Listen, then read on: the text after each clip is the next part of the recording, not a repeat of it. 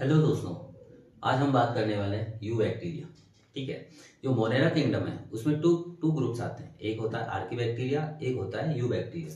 जो यू बैक्टीरिया होता है वो होता है ट्रू बैक्टीरिया। ठीक है। तो चलिए हम इसके कुछ पॉइंट्स यहाँ पे डिस्कस करते हैं। ठीक है। First, cell structure. ठीक है। सेल स्ट्रक्चर में हम दो पार्ट डिस्कस करेंगे यहाँ पे। एक करेंगे सेल एनवलप और एक करेंगे हम साइटोप्लाज्म। ठीक है। देखिए, जो यू बैक्टीरिया है उसका जो सेल स्ट्रक्चर है वो तो होता है सिंपल, लेकिन इसका जो बिहेवियर होता है वो बड़ा होता है कॉम्प्लेक्स। ठीक है। तो सबसे पहले हम बात करते हैं सेल एनवलप की। जो बैक्टीरियल जो सेल सेल सेल का स्ट्रक्चर है वो होता है केमिकली कॉम्प्लेक्स। ठीक है। अब ये जो सेल एनवलप है ये 3 लेयर से मिलकर बना होता है। ठीक है। कितनी लेयर से?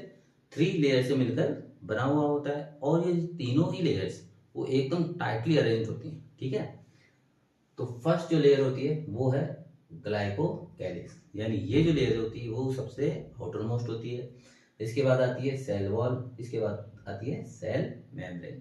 यानी कि जो सेल मेम्ब्रेन है वो सबसे इनर मोस्ट लेयर होती है। किसकी?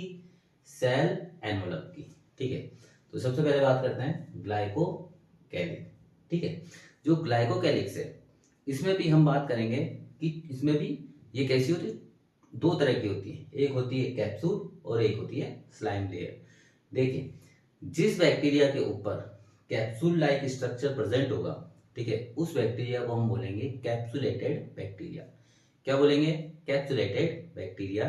इट मीन्स कि जिस बैक्टीरिया के ऊपर कैप्सूल प्रेजेंट होगा उसको हम बोलेंगे कैप्सुलेटेड बैक्टीरिया।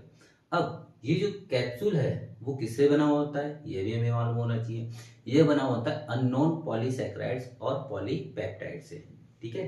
किससे बना होता है? अननोन पॉलीसैकेराइड्स और पॉलीपेप्टाइड से। और ये जो पॉलीसैकेराइड्स है किसमें? कैप्सूल में। ये कैसे होते हैं? टाइटली अरेंज होते हैं, और इनका जो स्ट्रक्चर होता है वो कैसा होता है? टफ होता है, एकदम रिजिड और टफ होता है। ठीक है।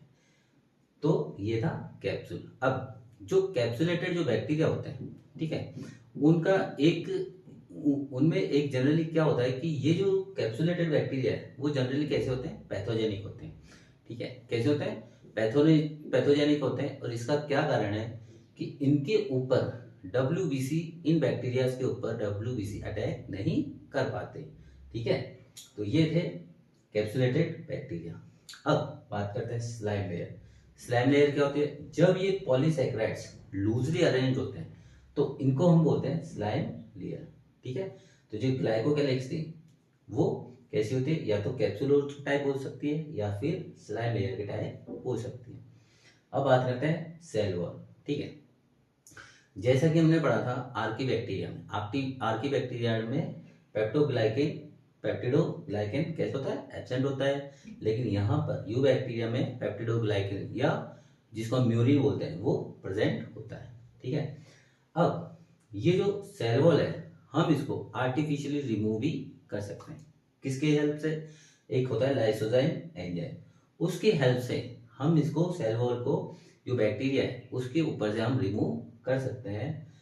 और अगर हम जब इसको रिमूव कर दें तो बिना सेल वॉल के जो बैक्टीरिया रहेगा उसके ऊपर केवल क्या प्रेजेंट रहेगी? सेल मेम्ब्रेन प्रेजेंट रहेगी। और इस ऐसे बैक्टीरिया को हम बोलेंगे एल फॉर्म बैक्टीरिया, यानी कि जिसको हम लिस्टर फॉर्म बैक्टीरिया भी बोल सकते हैं। ठीक है। अब बात करते हैं थर्ड लेयर। थर्ड लेयर है सेल मेम्ब्रेन। ठीक है। जो सेल मेम्ब्रेन है वो इनर मोस्ट मेम्ब्रेन होगी, इनर मोस्ट लेयर होगी, और ये बनी होती है लिपो प्रोटीन की। ठीक है। किससे बनी होती है? लिपो प्रोटीन की। ठीक है। तो सेल स्ट्रक्चर में सबसे पहले था सेल एनवलप। सेल एनवलप में कितनी लेयर्स होती हैं? 3। ग्लाइकोकैलिक्स, सेल वॉल और सेल मेम्ब्रेन। अब बात करते हैं साइटोप्लाज्म। जो यू बैक्टीरिया का जो साइटोप्लाज्म है इसमें जनरली जो मेम्ब्रेन बाउंड सेल ऑर्गेनेल्स हैं वो जनरली एब्सेंट होते हैं, जैसे कि mitochondria, chloroplast, ER, lysosome, Golgi body और माइक्रोबॉडीज। जनरली ये कैसी होती हैं? एब्सेंट होती हैं। लेकिन इनके अलावा कुछ ऐसे स्ट्रक्चर्स हैं वो साइटोप्लाज्म के अंदर प्रेजेंट होते हैं। ठीक है। जैसे मिजोसोम्स है, राइबोसोम्स है, स्टोरेज ग्रेन्यूल्स हैं, फोटोसिंथेटिक स्ट्रक्चर है, क्रोमेटिन मटेरियल है, और प्लाज्मिड्स प्रेजेंट होते हैं। ठीक है, तो सबसे पहले बात करते हैं मीजोजोम्स। ठीक है, जो मीजोजोम्स हैं वो generally work as a mitochondria.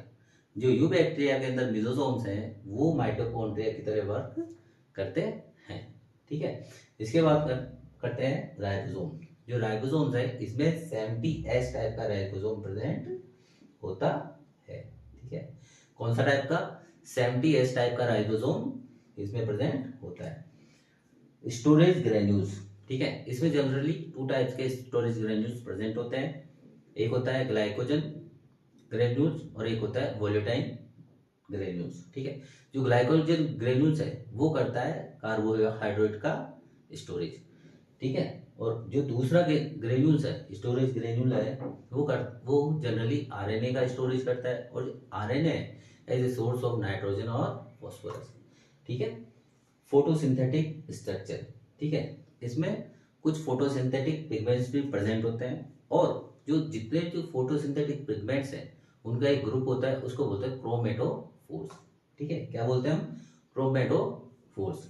यानी कि जो फोटोसिंथेटिक स्ट्रक्चर्स प्रेजेंट होते हैं, पिगमेंट्स प्रेजेंट होते हैं, उनके एक ग्रुप को हम बोलते हैं क्रोमेटोफोर्स। अब आते हैं क्रोमेटिन मटेरियल। ठीक है, तो देखिए जो यू बैक्टीरिया का न्यूक्लियस है उसे न्यूक्लियोइड बोलते हैं। क्या बोलते हैं? न्यूक्लियोइड बोलते हैं। और ये जो क्रोमेटिन मटेरियल है इसके अंदर ट्रू क्रोमोसोम एब्सेंट होते हैं। ठीक है, क्या होता है? ट्रू क्रोमोसोम्स वो कैसे होते हैं? एब्सेंट होते हैं। अब बात करते हैं प्लाज्मिड। प्लाज्मिड क्या होता है? देखिए जो प्लाज्मिड है वो जनरली क्या होता है कि जो स्मॉल सर्कुलर जो डीएनए मॉलिक्यूल्स होते हैं उन्हीं को हम बोलते हैं प्लाज्मिड। ठीक है, किसको बोलते हैं? जो स्मॉल सर्कुलर डीएनए मॉलिक्यूल्स होते हैं उन्हीं को हम प्लाज्मिड्स बोलते हैं। तो ये स्ट्रक्चर जनरली साइटोप्लाज्म के अंदर प्रेजेंट होते हैं। ठीक है, कौन कौन से? Mesosomes, ribosomes, storage granules, photosynthetic structures, chromatin material और प्लाज्मिड्स। ठीक है, चलिए अब बात करते हैं मोटिलिटी। ठीक है, जनरली जो यू बैक्टीरिया है, ठीक है, वो मोटाइल भी हो सकता है और नॉन मोटाइल भी हो सकता है। अब जो मूवमेंट है, बैक्टीरिया का मूवमेंट है, वो जनरली फ्लैजेलम जो स्ट्रक्चर होता है उसके द्वारा ही होता है। ठीक है, जो फ्लैजेलम है उसके द्वारा बैक्टीरिया का मूवमेंट होता है। अब जो फ्लैजेलम है वो it is consist of 3 parts. यानी जो फ्लैजेलम होता है वो उसका जो स्ट्रक्चर है वो 3 पार्ट से बना हुआ होता है। ठीक है, first basal body, second hook और थर्ड फिलामेंट। ठीक है, जो बेसल बॉडी है यानी जो फिलामेंट का जो फ्लैजेलम है उसका जो बेसल पार्ट है उसे हम बोलते हैं बेसल बॉडी। और ये जो बेसल बॉडी है ये किससे अटैच होता है? सेल वॉल या सेल मेम्ब्रेन से अटैच होता है। ठीक है, अब और जो ये बेसल बॉडी है ये होती है रॉड शेप्ड लाइक स्ट्रक्चर होता है। ठीक है, हुक क्या होता है? इसका मिडिल पार्ट होता है, फ्लैजेलम का जो मिडिल पार्ट होता है उसे हम बोलते हैं हुक। और ये जो हुक होता है ये बेसल बॉडी और फिलामेंट के बीच में प्रेजेंट होता है।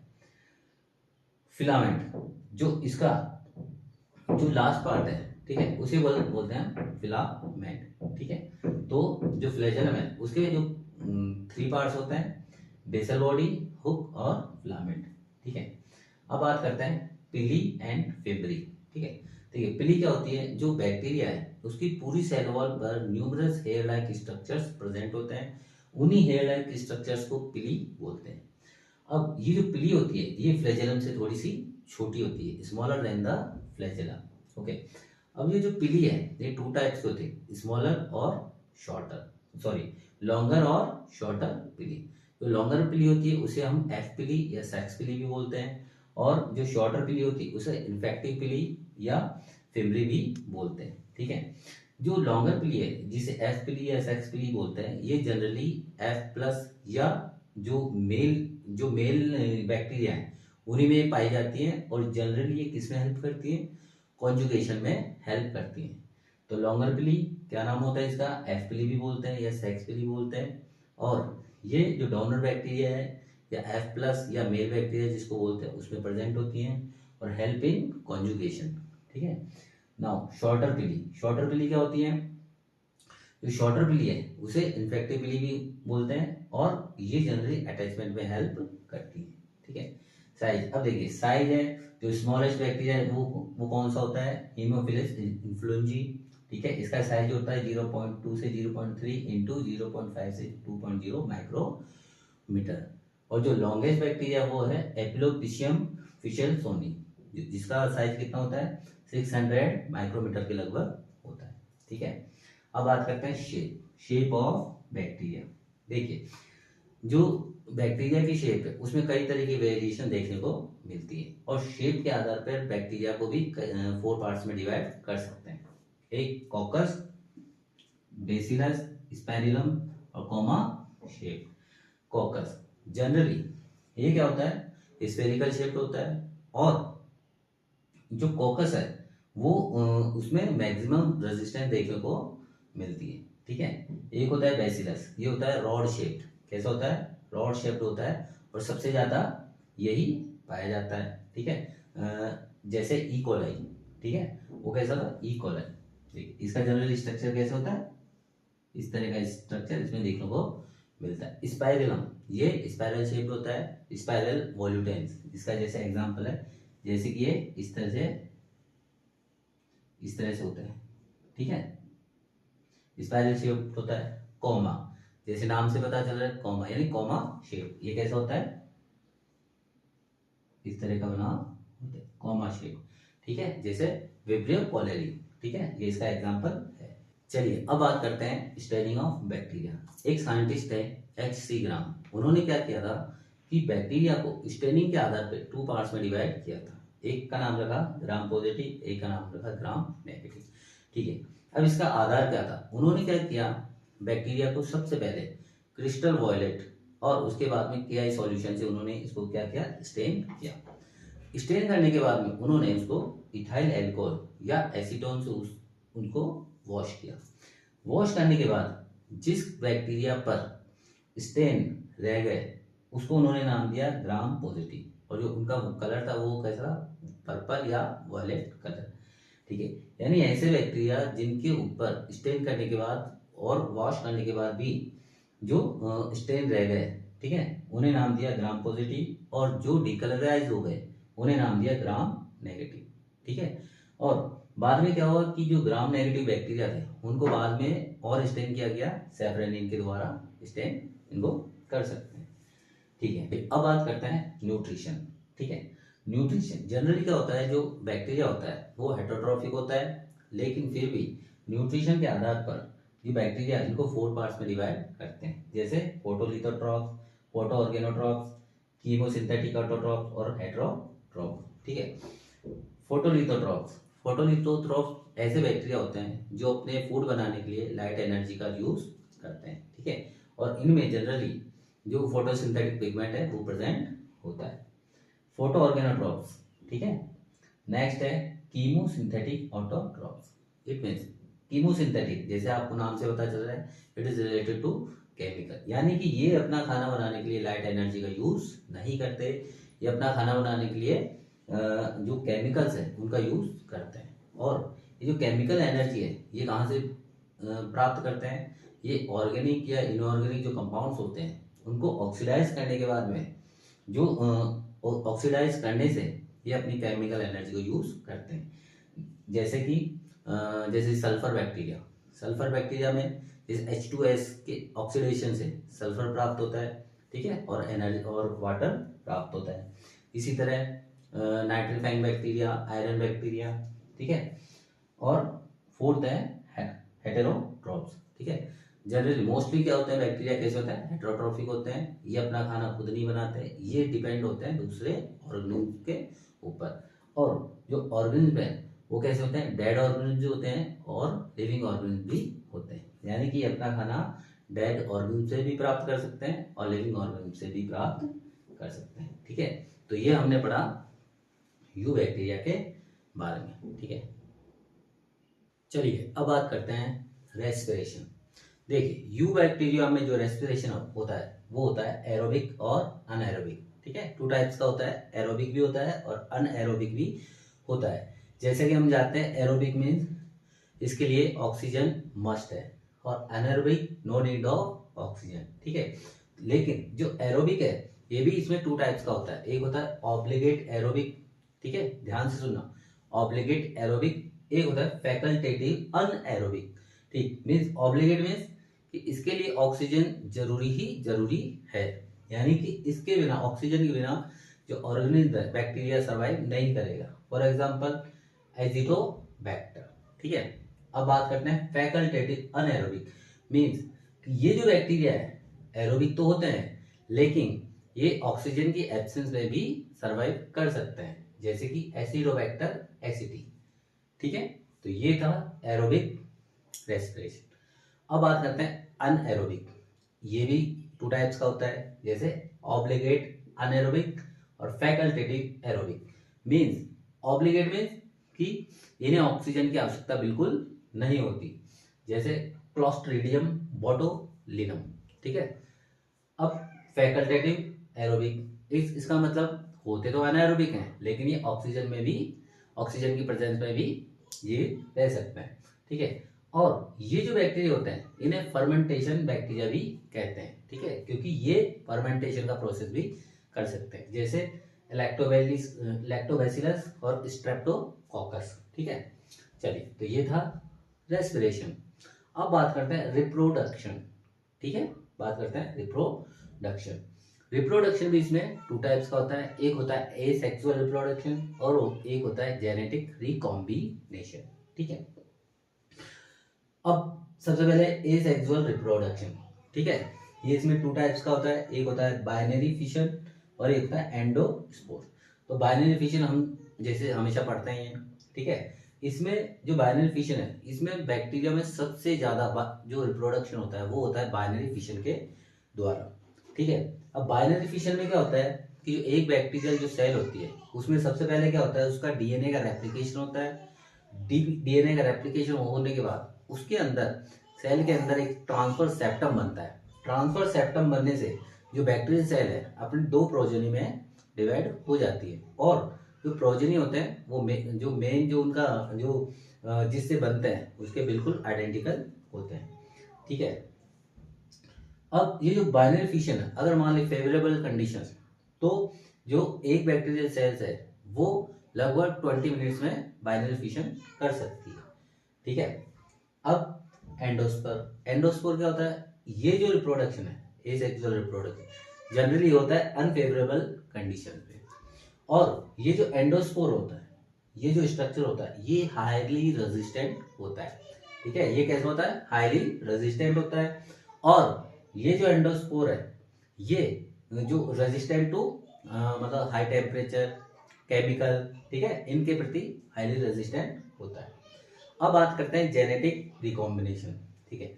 अब देखिए कि जो बैक्टीरिया है उसमें मेल और फीमेल गेमेट तो होता नहीं है, इसलिए इनमें क्या होता है, डिप्लॉइड जो जायगोट बनता नहीं है, ठीक है। इसलिए इसमें जो सेकंड टाइप का रिप्रोडक्शन होता है वो होता है जेनेटिक रिकॉम्बिनेशन। कौन सा होता है, जेनेटिक रिकॉम्बिनेशन। अब ये जो जेनेटिक रिकॉम्बिनेशन है ये 3 टाइप्स का होता है, एक होता है ट्रांसफॉर्मेशन, एक होता है ट्रांसडक्शन और एक होता है कॉन्जुगेशन। तो सबसे पहले बात करते हैं ट्रांसफॉर्मेशन, ठीक है। ट्रांसफॉर्मेशन इसमें क्या होता है, जनरली जो बैक्टीरिया है अपने एनवायरनमेंट से जीन्स को क्या करता है, अपने अंदर इंसर्ट कर सकता है, ठीक है। तो ये होता है ट्रांसफॉर्मेशन। ट्रांसडक्शन, ट्रांसडक्शन में क्या होता है, जो बैक्टीरिया होता है वो अपना डीएनए जो मटेरियल है वो दूसरे जो बैक्टीरिया है उसके अंदर बैक्टीरियोफेज के द्वारा ट्रांसफर कर सकता है, ठीक है। ट्रांसडक्शन क्या होता है, इसके अंदर जो बैक्टीरिया है अपना डीएनए मटेरियल है दूसरे उसमें बैक्टीरिया में बैक्टीरियोफेज के द्वारा ट्रांसफर कर सकता है। थर्ड है कॉन्जुगेशन, जैसा कि हमने पढ़ा था पीली, ठीक है। पीली हमने पढ़ा था 2 टाइप्स की, लॉन्गर और एक शॉर्टर। जो लॉन्गर होती है वो होती है एफ पिली या जिसे सेक्स पिली भी बोलते हैं, और जो सेक्स पिली किस में पाई जाती है, एफ प्लस बैक्टीरिया में, यानी मेल बैक्टीरिया या जिसको डोनर बैक्टीरिया भी बोलते हैं। तो उसमें क्या होता है, जो पिली होती है वो कॉन्जुगेशन में हेल्प करती है, ठीक है। तो ये थे जेनेटिक रिकॉम्बिनेशन के 3 टाइप, ट्रांसफॉर्मेशन, ट्रांसडक्शन और कॉन्जुगेशन, ठीक है। तो ये हमने पढ़ा जो यू बैक्टीरिया है उसके कुछ कैरेक्टर्स, ठीक है। अब बात करते हैं इंपॉर्टेंट ग्रुप्स इन बैक्टीरिया।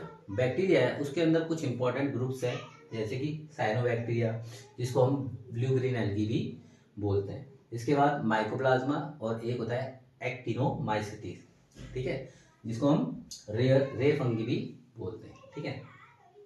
तो सबसे पहले बात करते हैं साइनोबैक्टीरिया। साइनोबैक्टीरिया क्या होता है? देखिए, जब इसको सबसे पहले डिस्कवर्ड किया गया तो इसे फंगी के अंदर रखा गया था, ठीक है। मतलब उसमें रखा गया था, साइनोफाइसी के अंदर रखा गया था, ठीक है। लेकिन बाद में जब ये पता चला कि ये जो साइनोबैक्टीरिया ब्लू ग्रीन एल्गी ये तो कैसी होती है, प्रोकार्योट्स होती है, तो फिर इसको किस में रख दिया, मोनेरा के अंदर इंक्लूड कर दिया, ठीक है। और जो ये जो ब्लू ग्रीन एल्गी थी वो उसके कैरेक्टर्स थे, वो किसके थे, ग्राम नेगेटिव बैक्टीरिया के कैरेक्टर्स इसमें प्रेजेंट थे, ओके। नाउ अब ये जो साइनोबैक्टीरिया है ब्लू ग्रीन एल्गी है, इसका नेम सजेस्ट किसने किया था? तो देखिए, इसका नेम सजेस्ट किया था ICNB ने। किसने सजेस्ट किया था? ICNB। इसका फुल फॉर्म है international code of nomenclature for bacteria, ठीक है। क्या है इसका full form? International code of nomenclature for bacteria. ये बैक्टीरिया का नोमेनक्लेचर करती है। कब दिया था इसने नेम? 1978 में। अब ये जो ब्लू ग्रीन एल्गी है ये कैसी एल्गी है? फोटोसिंथेटिक प्रोकार्योट्स है, ठीक है। कैसी है? Photosynthetic prokaryotes. इसका मतलब इसमें फोटोसिंथेटिक पिगमेंट्स प्रेजेंट होते हैं, ठीक है। इसके अलावा जो ब्लू ग्रीन एल्गी है वो नाइट्रोजन फिक्सेशन में भी हेल्प करती है, ठीक है। अब देखिए, नाइट्रोजन फिक्सेशन में हेल्प कैसे करती है? देखिए, इसमें कुछ बैक्टीरिया हैं जैसे नोस्टॉक एनाबिना, ठीक है। ये क्या करते हैं, एटमॉस्फेरिक नाइट्रोजन है उसको नाइट्रोजनस कंपाउंड्स में कन्वर्ट कर देते हैं। जैसे कि मान लीजिए, जैसे कि अमीनो एसिड्स हैं, नाइट्रेट्स हैं, उनमें ये क्या करते हैं, कन्वर्ट कर देते हैं, ठीक है। और ये जो नाइट्रेट्स हैं ये सॉइल की फर्टिलिटी को इम्प्रूव करने के लिए बहुत हेल्पफुल होते हैं। यानी एक तरह से हम कह सकते हैं कि जो ब्लू ग्रीन एल्गी है it is highly responsible for increase the fertility of soil. अब ये करता है कैसे हैं? तो देखिए, जो नाइट्रोजन जो फिक्सेशन है उसमें क्या होता है, जो एनाबिना, नोस्टॉक, ठीक है, इनमें क्या होता है, एक स्पेशल टाइप की सेल होती है, उसे बोलते हैं हेटेरोसिस्ट। क्या बोलते हैं? हेटेरोसिस्ट। वो इसमें नाइट्रोजन फिक्सेशन में हेल्प करती है, ठीक है। अब आता करते हैं वाटर ब्लूम। तो वाटर ब्लूम क्या होता है? तो देखिए, अगर जब पानी में प्लांट्स की एक्सेसिव ग्रोथ हो जाती है तो उसे हम बोलते हैं वाटर ब्लूम, ठीक है। क्या बोलता है? Water Bloom. यानी कि पानी के अंदर, वाटर के अंदर प्लांट्स की एक्सेसिव ग्रोथ को ही हम क्या बोलते हैं? वाटर ब्लूम करते हैं। और वाटर ब्लूम है, इसके लिए जो ब्लू ग्रीन एल्गी है वो बहुत ज़्यादा रेस्पॉन्सिबल होती है। अब क्या होता है कि जब वाटर ब्लूम होता है तो ये क्या करते हैं, प्लांट्स जो ब्लू ग्रीन एल्गी है एक टॉक्सिक सब्सटेंट उसको सीक्रेट करती है, और जो टॉक्सिक सब्सटेंस होता है उसे बोलते हैं डेथ फैक्टर। अब डेथ फैक्टर क्यों बोला गया है? क्योंकि ये क्या करते हैं कि जो एक्वेटिक एनिमल्स हैं, पानी में रहने वाले जीव जंतु हैं, उनका डेथ का कारण बनते हैं, ठीक है। साथ ही ये जो टॉक्सिक सब्सटेंस है इनके अंदर बहुत ही मतलब अजीब सी गंध आती है, ठीक है, ओके। तो ये था water Bloom, nitrogen fixation, photosynthetic prokaryotes, ठीक है। अब बात करते हैं ब्लू ग्रीन एल्गी कितने तरह की होती है। तो ये होती है यूनिसेलुलर भी होती है, कॉलोनियल भी होती है, और फिलामेंटस भी होती है। यूनिसेलुलर, देखिए इसका सबसे अच्छा एग्जांपल है स्पाइरुलिना, ठीक है। स्पाइरुलिना इसलिए भी इसका इकोनॉमिक इंपॉर्टेंस भी है। क्यों? क्योंकि इसमें जो कैटल्स के लिए हाईली प्रोटीनियस ये होती है, ठीक है। यानी कैटल्स के लिए जो प्रोटीन सब्सटेंस है वो इसमें हाईली प्रचुर मात्रा में प्रेजेंट होता है, ठीक है। कॉलोनियल, कुछ ब्लू ग्रीन एल्गी कॉलोनियल भी होती है, जैसे एनाबिना, माइक्रोसिस्टिस, ठीक है। और कुछ जो ब्लू ग्रीन एल्गी वो होती है फिलामेंटस, ठीक है, फिलामेंट की जैसी, ठीक है। तो ये हमारा साइनोबैक्टीरिया जिसको ब्लू ग्रीन एल्गी भी कहा जाता है। पहले साइनोफाइसी में था, लेकिन अब इसको किसमें कर दिया, मोनेरा में इंक्लूड कर दिया, ठीक है। ये जो ब्लू ग्रीन एल्गी है अर्थ में पहला ऑर्गेनिज्म था, ठीक है, क्या था, पहला ऑर्गेनिज्म था जिसने अर्थ पर ऑक्सीजन प्रोड्यूस करी थी, ठीक है। ब्लू ग्रीन एल्गी यूनिसेलुलर भी होती है, कॉलोनियल भी होती है, फिलामेंटस भी होती है। अब बात करते हैं माइकोप्लाज्मा, वेरी वेरी इंपॉर्टेंट, ठीक है। माइकोप्लाज्मा, माइकोप्लाज्मा इसकी डिस्कवरी सबसे पहले नॉकार्ड और रॉक्स ने ऐसे कैटल्स के अंदर की थी जिनके अंदर एक बीमारी पाई गई थी, उसका नाम था प्लूरोनिमोनिया, ठीक है। क्या नाम था, प्लूरोनिमोनिया। तो नॉकार्ड और रॉक्स ने किसके अंदर सबसे पहले माइकोप्लाज्मा को डिस्कवर किया था, ऐसे कैटल जिनके अंदर प्लूरोनिमोनिया की जो डिजीज पाई गई थी, और इन्होंने सबसे पहले इसको नाम दिया था PPLO। क्या नाम दिया था, PPLO, यानी प्लूरोनिमोनिया लाइक ऑर्गेनिज्म, ठीक है। क्या नाम दिया था, प्लूरोनिमोनिया लाइक ऑर्गेनिज्म, ठीक है। उसके बाद में इसके कई नाम चेंज होते गए, ठीक है। बाद में इसको नाम दिया माइकोप्लाज्मा। अब देखिए एक ऐसा होता है फैकल्टेटिव एनारोबिक होता है, जैसे कि हमने यहाँ बात करी थी, ठीक है। ये माइकोप्लाज्मा स्मॉलेस्ट यूनिसेलुलर प्रोकार्योट्स होता है, ठीक है। यानी कि सबसे छोटा यूनिसेलुलर प्रोकार्योट्स कौन सा होता है, माइकोप्लाज्मा। इसकी साइज 0.1 माइक्रोमीटर से लेकर 0.5 माइक्रोमीटर तक होती है। स्मॉलेस्ट माइकोप्लाज्मा कौन सा होता है, माइकोप्लाज्मा लेड लवी। कौन सा होता है, स्मॉलेस्ट माइकोप्लाज्मा। आपसे पूछिए स्मॉलेस्ट यूनिसेलुलर प्रोकार्योट्स कौन सा होता है, माइकोप्लाज्मा। स्मॉलेस्ट माइकोप्लाज्मा कौन सा होता है, माइकोप्लाज्मा लेड लवी, ठीक है। ये कैसा होता है, unicellular non motile prokaryotes. Mycoplasma कैसा होता है, यूनिसेलुलर नॉन मोटाइल प्रोकार्योट्स, ठीक है। Cell wall is absent. देखिए अब ये जो माइकोप्लाज्मा इसमें क्या होता है, सेल वॉल एब्सेंट होती है, ठीक है। इसलिए इसका कोई क्या होता है, कोई डेफिनेट शेप नहीं होता। ये स्फेरिकल भी हो सकता है, फिलामेंटस भी हो सकता है, और ब्रांच भी हो सकता है, यानी इसका कोई डेफिनेट शेप नहीं होता। इसीलिए इसको प्लियोमॉर्फिक भी कहते हैं। क्या बोलते हैं इसको, प्लियोमॉर्फिक भी कहते हैं, ठीक है। अब देखिए सेल वॉल तो होती नहीं है, तो फिर क्या प्रेजेंट होती है इसमें, सेल मेम्ब्रेन। और इसकी जो सेल मेम्ब्रेन है ये बनी होती है लिपोप्रोटीन की, ठीक है। जैसा कि हमने पहले बात करी थी कि जैसे जो सेल एनवलप थी, सेल एनवलप की हमने जो स्टडी करी थी, उसमें जो सेल मेम्ब्रेन थी वो किसकी बनी होती थी, लिपोप्रोटीन की। अब ये तो था माइकोप्लाज्मा। अब देखिए माइकोप्लाज्मा कुछ ऐसी डिजीज भी कर सकता है प्लांट्स के अंदर, ठीक है।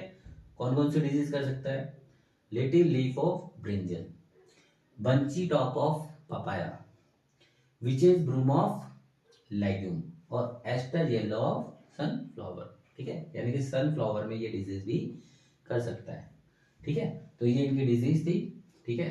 माइकोप्लाज्मा की डिस्कवरी किसने करी, नॉकार्ड एंड रॉक्स ने। किसने करी, ऐसे कैटल जिनमें प्लूरोनिमोनिया की डिजीज फाउंड हुई थी, ठीक है। सबसे पहले इसका नाम इन्होंने क्या दिया था, PPLO, प्लूरोनिमोनिया लाइक ऑर्गेनिज्म। ये कैसे होते हैं, फैकल्टेटिव एनारोब्स, ठीक है। Smallest unicellular prokaryotes, smallest mycoplasma, mycoplasma laidlawii, ठीक है। ये कैसे होते हैं, यूनिसेलुलर नॉन मोटाइल प्रोकार्योट्स। अब बात करते हैं एक्टिनोमाइसिटीज, एक्टिनोमाइसिटीज, ठीक है। इनको पहले एक्टिनोमाइसिटीज है, इसको रे फंगी भी कहा जाता है। क्यों कहा जाता है, क्योंकि ये जो है एक्टिनोमाइसिटीज जो बैक्टीरिया है ये होता है फिलामेंटस बैक्टीरिया, यानी कि जो ये इसका स्ट्रक्चर कैसे होता है, फिलामेंटस होता है। लेकिन बाद में पहले इसको इंक्लूड किया था फंजाई में, ठीक है। लेकिन ये कैसा होता है, प्रोकार्योट्स होता है, इसलिए इसको फंजाई के ग्रुप से, किंगडम से निकालकर इसमें इसको किस में रखा गया, बैक्टीरिया के ग्रुप में, यानी मोनेरा में इसको रखा गया, ठीक है। जब इसको मोनेरा में रखा गया तो इसको नया नाम दिया गया। क्या नाम दिया गया, माइकोबैक्टीरिया, माइसीलियल बैक्टीरिया या फिलामेंटस बैक्टीरिया, इसको नाम दिया गया, ठीक है। तो जब इसको मोनेरा में रखा गया तो कौन कौन से नाम दिए गए, माइसीलियल माइकोबैक्टीरिया, माइसीलियल बैक्टीरिया और फिलामेंटस बैक्टीरिया, ठीक है। अब देखिए जो इसका सेल वॉल है, एक्टिनोमाइसिटीज का जो सेल वॉल है, इसमें एक केमिकल प्रेजेंट होता है, उसका नाम है माइकोलिक एसिड। अगर आपसे पूछा जाए कि एक्टिनोमाइसीटीज की सेल वॉल में कौन सा केमिकल प्रेजेंट होता है या कौन सा एसिड होता है, तो आप क्या कहेंगे, माइकोलिक एसिड। ठीक है। अब ये जो एक्टिनोमाइसीटीज है इसकी कुछ इकोनॉमिक इंपॉर्टेंस भी है। क्यों? क्योंकि ये हेल्पफुल ये बहुत हेल्पफुल होता है इसमें एंटीबायोटिक्स के निर्माण में, यानी कि it is a good source of antibiotics. ठीक है। जैसे कि स्ट्रेप्टोमाइसिन, इसमें स्ट्रेप्टोमाइसिन। ठीक है। अब बात करते हैं इसमें जो ये किस तरह से रिप्रोड्यूस करता है, तो ये इसमें एक स्पेशल फीचर होता है कॉनिडिया। क्या होता है? कॉनिडिया। इसके द्वारा ये रिप्रोड्यूस करता है। जैसे फॉर एग्जांपल स्ट्रेप्टोमाइसिस, माइकोबैक्टीरियम और बेजियोटोआ। ठीक है, बेजियोटोआ। ठीक है। तो ये था एक्टिनोमाइसिटी। इससे पहले हमने पढ़ा साइनोबैक्टीरिया, माइकोप्लाज्मा और एक्टिनोमाइसिटी। ठीक है। तो हमने ये आज किंगडम कंप्लीट कर लिया है, मोरेर। ठीक है। Thank you. Have a nice day. Bye bye.